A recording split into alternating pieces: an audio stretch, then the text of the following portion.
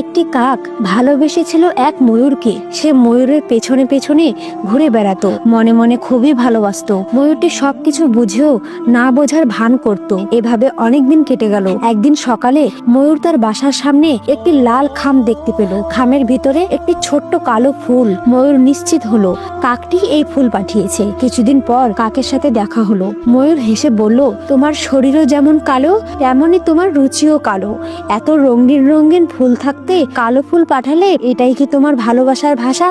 ময়ূরের এমন কথা শুনে কাক খুবই কষ্ট পেল। কিছু না বলেই সে সেখান থেকে চলে গেল। এরপর দিন মাস বছর পেরিয়ে গেল, কাকের আর খোঁজ গেল না। একদিন হঠাৎ করে ময়ূরের সাথে কাকের দেখা হয়ে গেল। ময়ূরটি অবাক হয়ে বলল, এতদিন তুমি কোথায় ছিলে? তোমাকে তো বহু বছর পর দেখছি।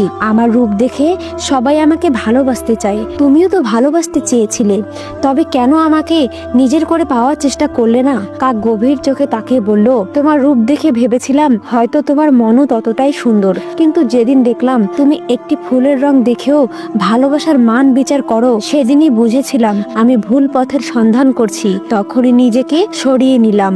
ময়ূর কিছুক্ষণ চুপ থেকে বলল, এখন যদি আমি তোমাকে পেতে চাই তবে কি তুমি আমাকে ভালোবাসবে?